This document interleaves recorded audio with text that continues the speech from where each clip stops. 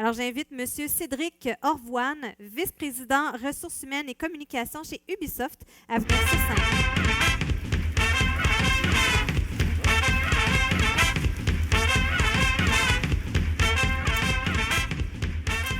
Dans ce bloc, nous avons 3 startups, and the first one is CityParking, and I would like to invite Amin Dada to join me on stage and make his pitch.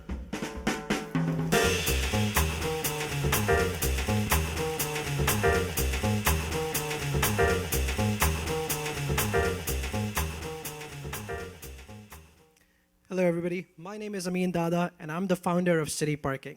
The sharing economy brings many solutions to us.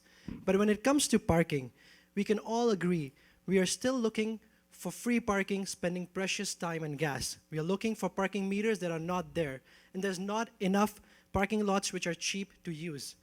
Yet, when you go around driving, you'll see empty spots in different driveways, office buildings, or gas stations that you could have used.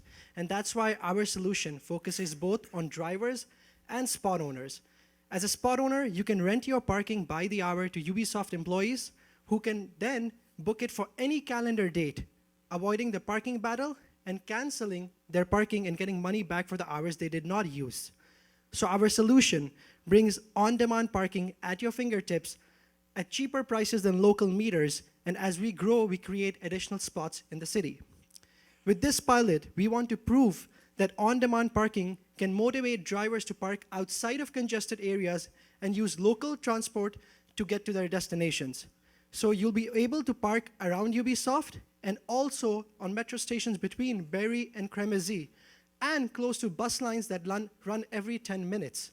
So when Bob leaves his house, he can actually park his car 5 minutes away from the metro stations or bus stations, reach his work in 11 to 25 minutes while reading his email.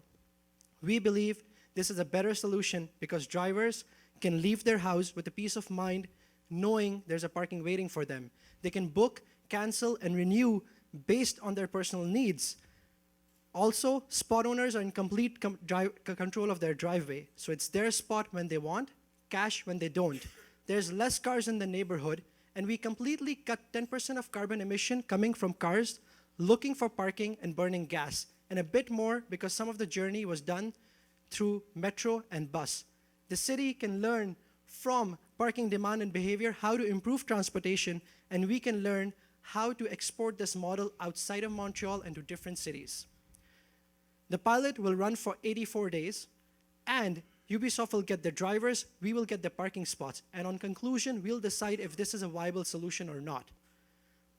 CityParking is already knocked on 40 doors behind Ubisoft, and 35 driveway owners are already interested. We expect Ubisoft to help us create a diverse sample and a control group and give access to Metro cards.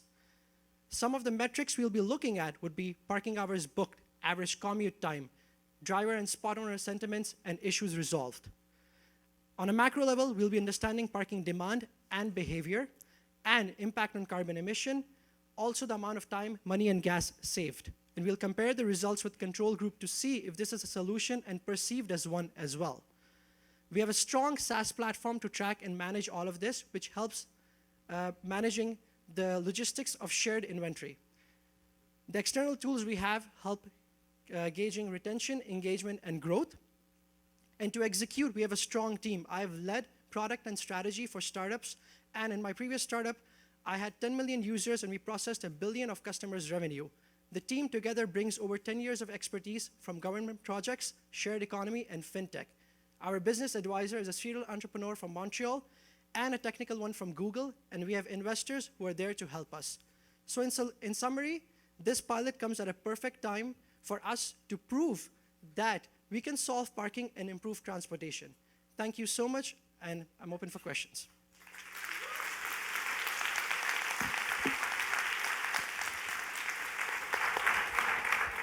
Is it just me, or do we all feel like there's going to be new regulations against ride sharing?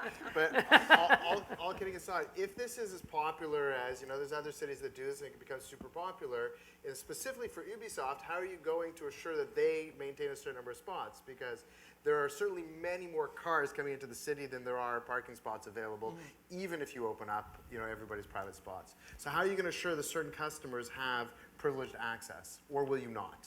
Well, for Ubisoft in this pilot, we can actually help do that. We can isolate these spots and not show it to our regular users, and Ubisoft employees can basically access them. It's fine. This is very doable. What we actually want to prove is that you can park behind Ubisoft and around Ubisoft, but will drivers actually park away from Ubisoft? Will they take metros and buses to come to work? Will that 11 to 25 minutes be good for them? Okay, let me just be a little bit more specific. Are you going after a B2C, sort of direct-to-consumer model? That's your long-term plan? Or do you have a corporate strategy that says, look, we're going to reserve 30 spots, for these companies if they pay us an extra amount? So it's really just a question of finding out, is it pure B2C or is there a B2B play here? No, we are doing a B2B play as well, because we are activating parking for businesses as well. And imagine going to a restaurant, having a parking there for you, or spending at a merchant and they give you a promo code and they pay for your parking. Same thing with corporate parking. So yeah, we have peer-to-peer, B2C, and then also parking for event managements and other models. One of the criteria that was set out by Ubisoft was to reduce the environmental footprint. As I understand it, your idea still targets drivers of cars that are coming onto the island of Montreal.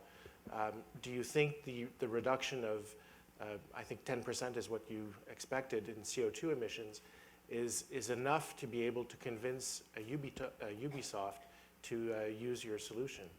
On that point, we have to look at a few things. There is 10% decrease in carbon emission per vehicle. There's also a decrease because some part of your journey is now in transit. And I think the biggest thing we are doing here is we are breaking a mental barrier. It's really hard for drivers to leave their driving seat and sit in a bus or a metro. When we break that mental barrier, they will start opening themselves up to transit options. And it's just not coming to work. They'll be going to different places and they will use the solution in other areas apart from the 9-to-5 routine or evenings and weekends. What's the cost for a driver to leave his car? $2 an hour. $2 an hour. $2 an hour, and that's for Montreal. We always try to aim to be cheaper than local meters. Okay. What happens if somebody reserves a parking spot and you pay for 2 hours, the owner is not there, he's at work and everything, and he stays there the whole day? How do you monitor? So let's assume a use case where someone goes, books it for 2 hours, and the owner is not there, and he or she overstays. The effect will be that someone else who's coming in will have to press the report problem button, and the moment they do it, our platform will alert us. We can flip their parking to any other driveway around them. They can call the driveway owner, and for the spot owners, we also have the ability to take away cars through towing. Thank you. That's all the time that we have.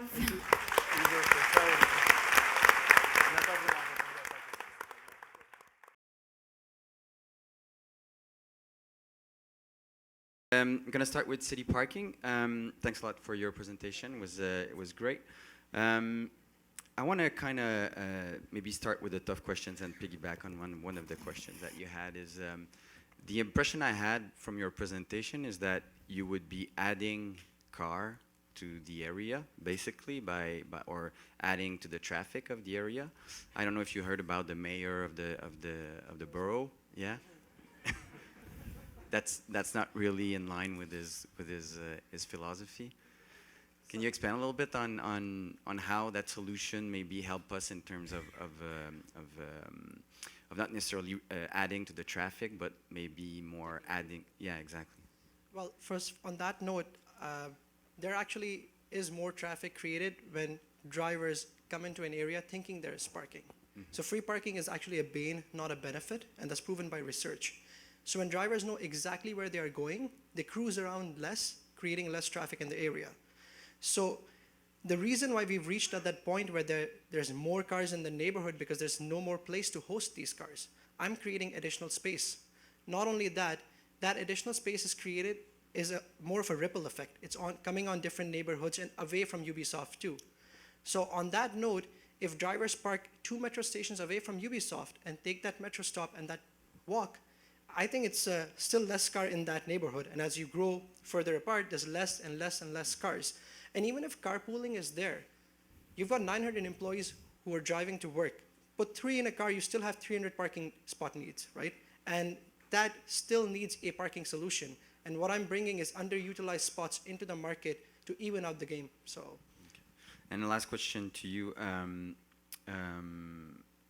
an hour times 8 hours, let's say, per day, that's $16. The parking, there's like daily parking for $8 an hour in the area. How can you compete with that? well, the difference is that that $8 parking is limited and will stay limited, and it will take much more time to create that. In fact, meters in Montreal have gone down in numbers. So what I'm doing is, yes, it's $2 an hour, but I'm creating more spots, and those spots you're booking in advance. Those meters, you got to rush to them and fight for them. So I feel that's a bit of a benefit and a Thank you. Thanks to you as well, Biz Share.